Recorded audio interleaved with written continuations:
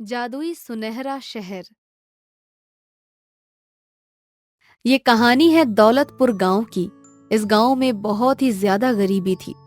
रोजगार बिल्कुल भी नहीं था। किसी भी चीज का कोई साधन तक नहीं था।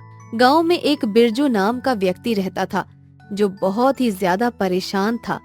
बिरजू का दिन ऐसा जाता था कि कभी तो उसे खाना मिल जाता था और कभी वो भूखे पेट ही सो जाता था। ऐसे ही ये सिलसिला चलता रहता था। एक दिन बिरजू गांव के ही एक मंदिर में जाता है और वहां बैठकर तपस्या करने लग जाता है। वो ठान लेता है कि वो इस गरीबी को दूर करके ही रहेगा। 2 से 3 महीने बीत जाते हैं और बिरजू भूखे प्यासे भगवान की तपस्या में लगा रहता है। वहीं दूसरी ओर स्वर्गलोक से भगवान बिरजू को देख रहे होते हैं। वो बिरजू की तपस्या से बहुत ही ज्यादा प्रसन्न होते हैं और एक दिन शिवजी स्वयं बिरजू के पास प्रकट होते हैं और बिरजू से कहते हैं, उठो बिरजू, तुम्हारी तपस्या सफल हुई। बताओ मेरे भक्त, तुम मुझसे क्या चाहते हो और मैं तुम्हारी क्या सहायता कर सकता हूँ। प्रभु, आपको देखकर तो मेरा जीवन धन्य हो गया। प्रभु, मेरे मन में बहुत सारे सवाल है, मैं उनका जवाब चाहता हूँ। हाँ बोलो भक्त, तुम्हारे मन में क्या सवाल है? तुम क्या मुझसे पूछना चाहते हो? प्रभु, आपने मुझे गरीब क्यों बनाया? इस दुनिया में बहुत सारे अमीर लोग भी तो हैं, तो आपने मुझे अमीर क्यों नहीं बनाया? बिरजू, एक चीज हमेशा याद रखना, इस दुनिया में कुछ भी मुफ्त में नहीं मिलता। बहुत लोग अमीर हैं और बहुत लोग गरीब हैं। इसके पीछे कहीं न कहीं उनके कर्म जुड़े होते हैं। जिसका जैसा कर्म उसके वैसे ही फल होते हैं। जैसे कि उदाहरण के तौर पर तुम खुद को ही ले लो। तुमने मेरी इतनी तपस्या की है तभी तो मैं तुम्हारे सामने प्रकट हुआ हूँ। ये तुम्हारे कर्म थे जिसका फल अब तुम्हें मिलने वाला है। मैं आपसे एक वरदान चाहता हूँ प्रभु। हाँ बोलो भक्त, तुम क्या चाहते हो? आज तुम्हारी सभी इच्छाएं पूरी होंगी, लेकिन हाँ, जो भी वरदान मांगना सोच और विचार के मांगना। प्रभु, मैं चाहता हूँ कि मैं इस नाम के दौलतपुर गांव से दूर चला जाऊं और इस गांव का नाम भले ही दौलतपुर है, लेकिन ये गरीबों का गांव है।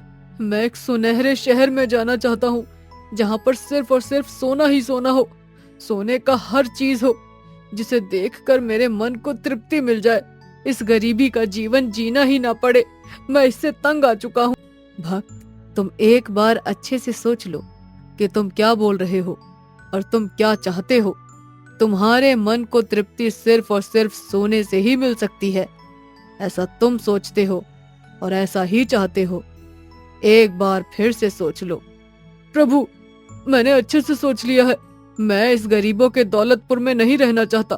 ऐसी दौलत मुझे नहीं चाहिए। मुझे एक सुनहरे शहर में जाना है जहाँ पर सिर्फ और सिर्फ सोना हो और वहाँ पर सबसे ज्यादा अमीर मैं ही रहूं। शिवजी बिरजू को उसकी इच्छा अनुसार वरदान देकर वहाँ से चले जाते हैं। ऐसे ही थोड़ी ही देर बाद बिरजू एक सुनहरे शहर में आ जाता है। सुनहरे शहर में सारी चीजें सोने की होती हैं।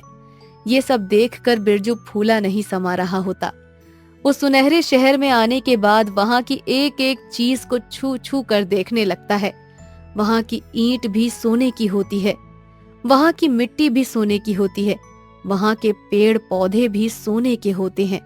ये सब देखकर बिरजू मन ही मन मुस्कुराता रहता है। अरे वाह, अब आया है जिंदगी जीने का मजा। अपने हर तरफ सोना ही सोना देखकर अब मैं दुनिया का सबसे अमीर व्यक्ति हूँ, क्योंकि ये शहर मुझे वरदान में मिला है। थोड़ी ही देर बाद बिरजू को भूख लगने लगती है और वो यहाँ वहाँ खाना ढूंढने लगता है।